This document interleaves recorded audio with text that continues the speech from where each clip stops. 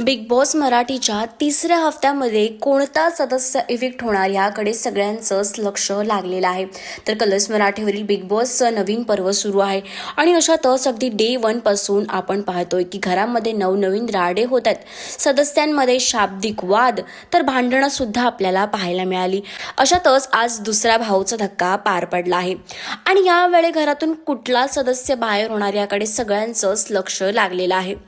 तर social media पोस्टनुसार घरामध्ये shocking eviction झालं आहे. अशातच सोशल मीडियावर काही दिवसापासून ओमकार आणि रुचिता ह्या सदस्यांमध्ये कोणता तरी एक सदस्य घराबाहेर होणार ह्याच्या चर्चा खूप रंगल्या होत्या. अशातच आता सोशल मीडियावर एक पोस्ट सुद्धा व्हायरल झाली आहे. त्यामध्ये शॉकिंग नाव आपलं पुढे आलेलं आहे.